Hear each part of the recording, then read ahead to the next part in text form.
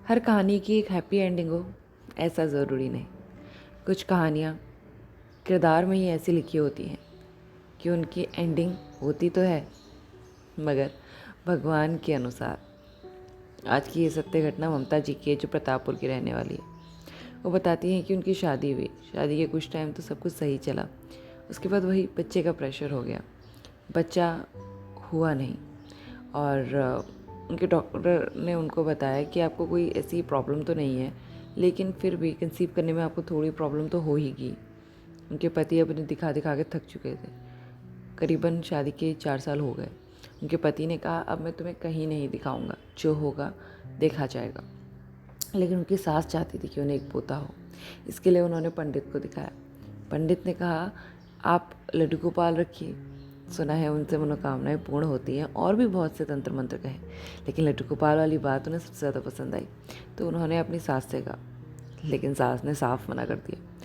सास ने कहा हम लड्डू गोपाल नहीं रख सकते, हम काली माता की पूजा करते हैं। मगर हट करके उन्होंने फिर भी अपनी माँ से कहा, तो माँ ने उनको लड्डू गोपाल ला के दिए और वो लड्डू गोपाल की पूजा करने लगी। सास को ये बिल्कुल पसंद ना आता। वो कहती जो नियम सिखाए गए वो तो तुम करती नहीं हो, जो मन में आता है वो करती हो। मगर उन्हें लड्डू गोपाल की भक्ति में बहुत आनंद आता, तो वो ताने बुने सुनकर भी पूजा पाठ किया करती।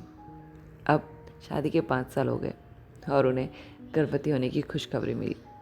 पेट में बच्चा आ गया था। परिवार में सभी खुश थे, मगर फिर भी सास का लड्डू गोपाल से कोई लगाव नहीं था। वो कहती थी ये जो भी तुम करती हो ये हमारे जो हम करते आए हैं उसके अगेंस्ट है। तो वो करते हैं ना जो हमेशा से हम करते हैं, कुछ अलग क्यों करना। लेकिन वो कहती थी कि मुझे इसमें आनंद आता है। वो उनकी पूजा में खुश रहा करती थी, जिसे देख के उनके पति भी खुश हुआ करते थे कि चलो कोई तो चीज़ है जो तुम्हें खुशी दे रही है। अब उनको 6ठा महीना लगा। जब उनको 6ठा महीना लगा तो उनकी सास ने उनसे लड्डू गोपाल ले लिया और कहा अब कोई ज़रूरत नहीं, अब बच्चा आ गया है ना, अब ये सब करने की ज़रूरत नहीं, सब कुछ ठीक है, तो तुम ठीक से रहो और लड्डू गोपाल को मैं ले लेती हूँ। और लेकर पता नहीं ऊपर किसी मंजिल पर रखा ही। वो कहती हैं कि लड्डू गोपाल उनको सपने में आते हैं। उनको ऐसा फील होता है कि वो उन्हें बुला रहे हैं कि माँ मुझे ले जाना, मैया मैं अकेला अंधेरे में रह रहा हूँ। अब जब मन में ऐसे भाव आते तो वो विचलित हो जाती हैं। अपने पति को बताते हैं तो उनके पति कहते हैं कि ये सब तुम सोचती क्यों रहती हो व्यर्थ का, ऐसा कुछ नहीं होता। और वो भी कुछ मदद ना करते। वो कहती हैं कि मेरा 8वां महीना लगा था और मैंने ऊपर जाने की कोशिश करी। गोद भराई की रस्म थी। गोद भराई के दिन बहुत से लोग आए थे और मैं भी बहुत ज़्यादा खुश थी। और मुझे लगा कि मैं अपने लल्ला को गले में लगा लूँ, क्योंकि मेरा ये मानना था कि उनकी पूजा से ही मुझे ये बच्चा मिला है। पेट काफ़ी भारी था, फिर भी मैंने ऊपर सीढ़ियों पर जाने की कोशिश करी। तभी अचानक से मेरे पैर के पास एक बिल्ली का बच्चा आ गया, जिससे उलझ कर मैं सीढ़ियों से गिर गई। पेट के पल गिरने की वजह से बहुत ज़ोर से दर्द हुआ और मैं बेहोश हो गई। वो कहती हैं जब मैं उठी तो मैं हॉस्पिटल में थी, सारे लोग आसपास, और मेरा पेट अब नहीं था। मैं जब ऑब्ज़र्व किया कि अब उनके पेट में उनका बच्चा नहीं, तो वो रोने लगी। रोता हुआ देखकर सास जोर से चिल्लाने लगी कि आ गई तेरे कलेजे में ठंडक, हो गई तेरी लड्डू गोपाल की पूजा, देख क्या हुआ, क्या किया तेरे लड्डू गोपाल ने।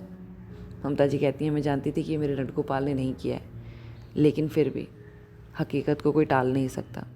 उन्हें चिल्लाता हुआ देखकर डॉक्टर आया और डॉक्टर ने कहा यहाँ से बाहर जाइए, इस तरह का शोर नहीं मचा सकते आप हॉस्पिटल में। थोड़े दिन बाद वो डिस्चार्ज हुई।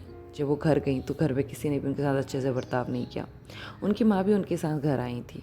सोचा 1-2 दिन रहेंगी, लोगों को परिवार को समझाएंगी तो सब कुछ ठीक हो जाएगा। उनकी माँ ने भी यही समझाया कि शायद नियति का यही यही निर्णय था, तो इसमें क्या कर सकते हैं। लेकिन उनकी सास ने कहा अपनी बेटी को यहाँ से लेके जाइए, हम आपकी बेटी को नहीं रख सकते। इनके गर्भाशय में चोट लग चुकी है, तो डॉक्टर ने कहा है ये कभी दोबारा माँ नहीं बन सकती, तो फिर क्या करेंगे हम इसका। और साथ ही उनके पति ने भी कोई सपोर्ट नहीं किया। तो वो अपनी माँ के साथ कुछ टाइम के लिए घर आ गई। कुछ टाइम बाद घर आई। कुछ टाइम वहाँ रहने के बाद उन्हें थोड़ा बेहतर महसूस होने लगा। वो वापस अपने ससुराल गई तो ससुराल वालों ने एक्सेप्ट करने से ही मना कर दिया। अब ममता जी के पिताजी उन्हें अपने साथ ले आए। ममता जी कहती हैं कि कुछ टाइम बाद उनके पति की दूसरी शादी की खबरें आने लगी। उन्होंने वो भी एक्सेप्ट कर लिया और वो कहती हैं कि अब मैं अपने पापा के ही घर पे हूँ, एक टीचर हूँ, पढ़ाती हूँ, सरकारी पेपर की भी तैयारियाँ कर रही हूँ और लड्डू गोपाल की भक्ति में हूँ। अब लड्डू गोपाल और मुझे कोई अलग नहीं कर सकता। और यही मेरे जीवन में सबसे परम सुख है। वो कहती हैं मुझे कोई फ़र्क नहीं पड़ता कि मेरे पति अब शादीशुदा हैं, क्या कर रहे हैं क्या नहीं कर रहे। हालांकि ये बहुत ही अच्छी एंडिंग नहीं है, लेकिन जो कुछ हुआ वो उनके लड्डू गोपाल, उसमें लड्डू गोपाल की भी कोई गलती नहीं थी। जो कहती हैं मैं जानती हूँ कि जो हुआ वो एक नाम मात्र का एक्सीडेंट था और इसमें सब कुछ अपनों को छोड़ देना ये कहाँ का निर्णय है, लेकिन जो इंसान चाहता है ना वो करके रहता है। भगवान किसी का गलत नहीं चाहता और उसने मेरा भी गलत नहीं चाहा। अब मैं लड्डू गोपाल की पूजा करती हूँ और जैसा भी है जीवन में सुकून है।